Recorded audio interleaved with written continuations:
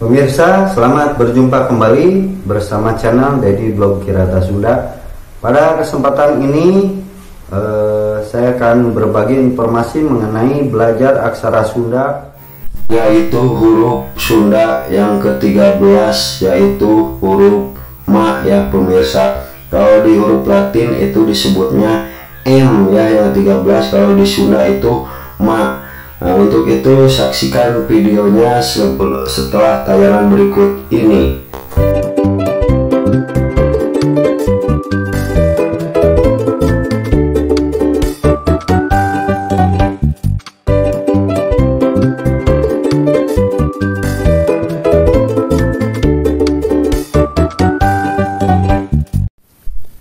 Pemirsa, kita kenalkan ya untuk aksara Sunda yang ke-13, yaitu aksara Sunda M ya pemirsa.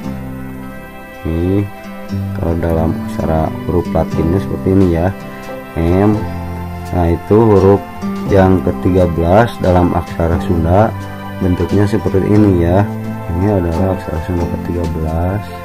Nah, ini adalah aksara Sunda M atau Ma ya. Kalau aksara Sunda, di aksara Sunda itu menyebutnya Ma ya. Kalau di Latin itu M dibacanya ya. Nah, ini aksara Sunda yang ke-13 ya pemirsa. Ini ke-13 ya.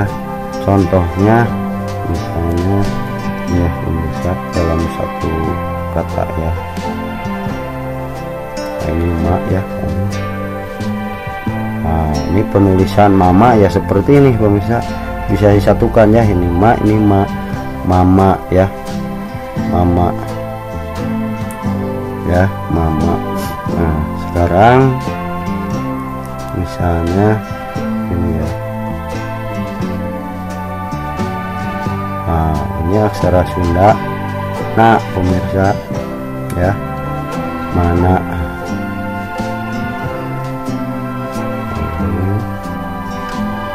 aksara Sunda K pemirsa ya.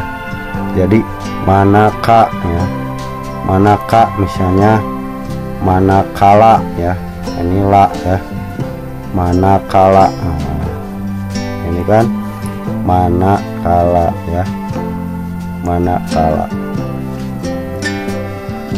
mana kala. Sekarang ini huruf Ma lagi, ini salah Sunda ya. Nah, ini tulisan Maya seperti ini, Maya ya. Kalau lama, nulisan lama seperti ini ya. Kalau ini Maya seperti ini, Maya. Kalau menulis lama seperti ini, lama ya, bisa lama. Kalau kala ini ya pemirsa, kala waktu ya.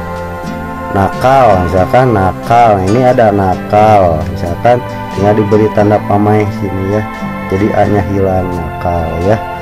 Nah, ada yang tahu ini tulisan apa pemirsa?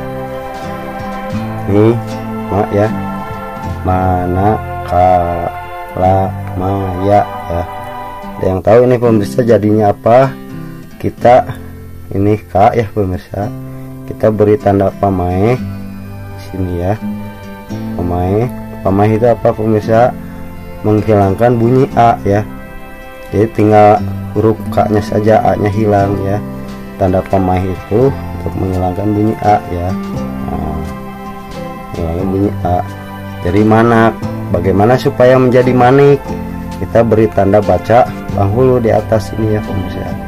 Nah, panghulu, tanda baca panghulu, yaitu untuk merubah bunyi A ya. Panghulu itu menjadi I pemirsa ya, menjadi I.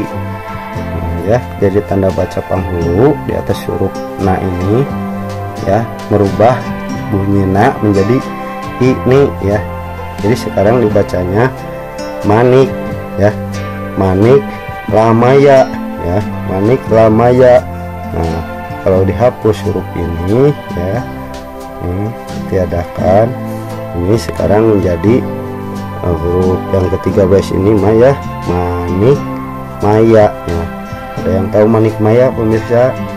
ini adalah seorang tokoh besar ya zaman dahulu kala ya. Itu seorang, ada yang menyebutkan seorang sang resi guru ya, sang resi guru Manikmaya ya. Ada yang menyebutkan seperti itu ya. Beliau adalah leluhurnya para raja Sunda Galuh ya, yang terjadinya kerajaan Galuh itu leluhurnya ini. Itu dalam satu catatan sejarah ya. Tapi apakah betul itu sang resi guru itu adalah Manikmaya ini, atau ini adalah seseorang yang bergelar dengan Batara Guru ya. Batara Guru itu bernama aslinya Sang Hyang Manikmaya, yaitu adiknya Sang Hyang Ismaya ya. Siapa Sang Hyang Ismaya? Yang setelah turun ke bumi itu bernama Semar katanya ya. Nah, ini Manikmaya bergelar Batara Guru, atau juga disebut Sang Hyang Manikmaya ini Sang Hyang Patipati kalau di Jawa ya, atau Sang Hyang ini Sang Hyang Batara Guru atau Sang Hyang Jagatnata kalau di pewayangan ya. Ini adalah mendapat warisan untuk menguasai 3 alam bumi dunia ini ya. Alam bumi dunia ini, alam bangsa jin ya pemirsa, dan alam sawarga Maniloka. Ini yang berkuasa dahulu ya.